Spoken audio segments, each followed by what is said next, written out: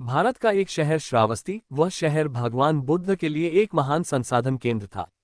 वहां बहुत से लोग ध्यान के लिए रुकते थे और धर्म पर व्याख्यान देते थे। इन व्याख्यानों को सुनने के बाद एक युवा प्रतिदिन शाम को धार्मिक चर्चा के लिए आता था। ये क्रमानुसार वर्षों से चल रहा था। वे नियमित रूप से बुद्ध के प्रवचन प्रस्तुत थे, लेकिन उन्होंने इसे कभी अपने जीवन में नहीं उतारा। कुछ वर्षों के बाद एक बार यह प्रश्नोत्तरी सभी लोगों से पहले आई। तब बुद्ध अकेले बैठे थे। फिर वह बुद्ध से मिले और बोले, गुरुवर्य, एक प्रश्न मुझे लगातार परेशान कर रहा है और मेरे मन में संदेह पैदा हो रहा है। तब भगवान बुद्ध बोले, धर्म के मार्ग पर चलते हुए किसी भी प्रकार का संशय वैकल्पिक है, उसे दूर करें। आपके पास क्या प्रश्न है? गुरुवर्य, मैं आपके व्याख्यान में कई वर्षों से आ रहा हूँ। मेरा मानना है कि हमारे आसपास अनेक साधु, भिक्षुनियां और बड़ी संख्या में सामान्य धार्मिक स्त्री पुरुष आते हैं। मैं उन्हें प्राचीन काल से देख रहा हूँ। कुछ साधक ने इस रास्ते पर बहुत प्रगति की है। मैं स्वयं देखता हूँ कि उनसे कुछ को निर्वाण की भी अनुभूति हुई होगी।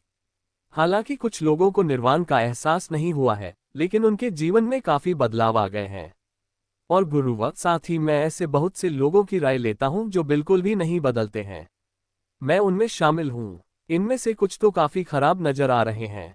उनमें कुछ भी बदला हुआ या बदलाव का कोई संकेत नहीं है। गुरुवर्य, ऐसा क्यों हो रहा है? आप जैसे शक्तिशाली, निर्वाण, सांस्कृतिक, दयालु संत उन्हें मुक्त करने के लिए अपनी शक्ति और करुणा का उपयोग क्यों नहीं करते? महापुरुष भगवान बुद्ध के चित्र और युवाओं ने पूछा, तुम कहाँ रहते हो? आपका मूल गांव कौन सा है? गुरुवर्य, मैं इस कोसल साम्राज्य की राजधानी बस्ती में रहता हूँ, श्री किशोर बोला।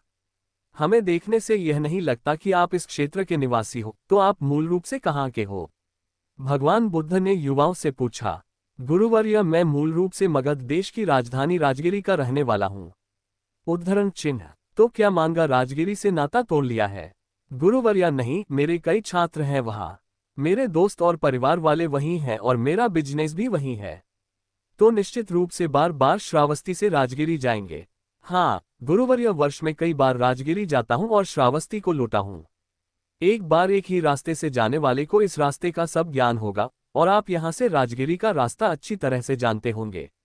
हाँ गुरुवर्य, मैं अगर आपकी आंख खराब करके भी इस रास्ते से जाऊंगा तो पूरा रास्ता बताएं। इस रास्ते से बहुत बार गुजरा हूँ। मेरे सबसे करीबी दोस्त और सनातनी जानते हैं कि मुझे राजगिरी की सड़क का पूरा ज्ञान है। तब भगवान बुद्ध बोले कि जब ये लोग राजगिरी जाना चाहते हैं तो वे आपसे इस मार्ग के बारे में पूछते हैं, क्या आप उस मार्ग के बारे में बातें छिपाते हैं? क्यों साफ साफ दूरस्थ शिक्षक हैं ताकि वे समझ सकें? उद्धरण चिन्ह। यह क्या संभव है गुरुवर्य? मैं उससे स्पष्ट रूप से समझाता हूं कि पूर्व की ओर की पैदल यात्रा शुरू हुई और गया पहुंचने के लिए आगे बढ़े, और यह भी कि आप राजगिरी जाएंगे में बहुत ही सरल और समझने योग्य शब्द हैं। उन्हें स्पष्ट और सरल तरीकों से मुझे जो कुछ पता है वो सब सच में बताएं।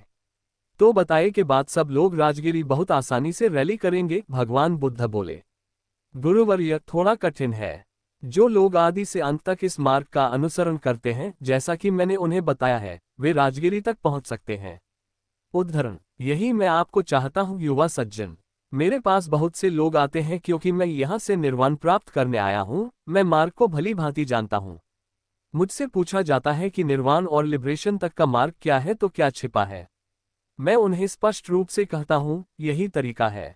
अगर कोई सिर्फ अपना सिर हिलाता है और कहता है, शानदार, बहुत अच्छा, बहुत ही आसान उपाय, बहुत बढ़िया उपाय, लेकिन मैं उस पर एक कदम भी नहीं चलूंगा, इस पर काम में परेशानी नहीं होगी, तो ऐसे में लोग इस लक्ष्य को कैसे प्राप्त कर सकते हैं? मैं इस अंतिम लक्ष्य तक किसी को भी अपनी रिकॉर्डिंग पर नहीं ले जाऊंगा। किसी को भी अपने आर्किटेक्चर पर अंतिम लक्ष्य तक नहीं ले जाया जा सकता है। बड़े प्रेम और करुणा से कोई कह सकता है, हाँ यही मार्ग है, और इस प्रकार मैं इस पथ पर चला गया, आप भी इस पथ पर चलें। इसका पालन करें और आप निश्चित रूप से अंतिम लक्ष्य तक पहुंचेंगे। प्रत्येक मनुष्य को इस मार्ग पर स्वयं चलना चाहिए, एक कदम उठाना चाहिए। जो लोग इस रास्ते पर एक कदम बढ़ाते हैं वे अपने लक्ष्य के एक कदम और करीब होते हैं। जो लोग इस रास्ते पर 100 कदम आगे बढ़ते हैं वे लक्ष्य के करीब पहुंचते हैं। जो इस पूरे रास्ते पर चलते हैं वे अंतिम लक्ष्य तक पहुंचते हैं। सबसे अहम बात यह है कि इस रास्ते पर आपको खुद चलना होगा। आपको किसी की कृपा नहीं मिल सकती, भगवान बुद्ध बोले। पीड़ा का दुख हमारे अंदर है, सबके अंदर है। जब हमारे बारे में सच्ची जानकारी हो तो दुखों की समस्या का समाधान भी हमारी दृष्टि से जाना जाता है। इसलिए सभी ऋषि मुनि हमें स्वयं को इशारा की सलाह देते। वास्तविकता यह है कि हमें अपने वास्तविक स्वरूप को इंगित करके आरंभ करना चाहिए, जिसके बिना हम कभी भी अपने या सहकर्मियों का समाधान नहीं कर पाएंगे। लेकिन असल में हम अपने बारे में कितना जानते हैं? हम में से प्रत्येक अपने स्वयं के महत्व, अपनी कला की प्रतिकृति का चित्रण करता है। लेकिन यह आत्मज्ञान सत्य ही है। आप वास्तव में अपने आप को बिल्कुल नहीं जानते हैं। भगवान बुद्ध ने अपनी प्रकृति का अध्ययन करके मानवीय दृष्टिकोण की खोज की। सभी पूर्वाभ्यासों को ठीक करने के लिए उन्होंने आत्मा अनुसंधान किया, अपने अंदर के सत्य को खोजे। तब उन्हें लगा कि उनके पास कोई भौतिक विज्ञान नहीं है। जीव 5 तंतु से बना है। इनमें से 4 मानसिक और 1 भौतिक पदार्थ रूप है। पहले हम भौतिक सिद्धांत से शुरू करते हैं। ये हमारा एक बहुत ही चरित्रवान और मानसिक हिस्सा है। ये किसी भी इंद्रिय ऑपरेटर को पूर्व धारणा प्रदान करता है, सुख के पद के अंतिम लक्ष्य की, और खुद को उसी पद पर चलना होगा। ये कहानी कैसी लगी कमेंट करके बताएं। धन्यवाद।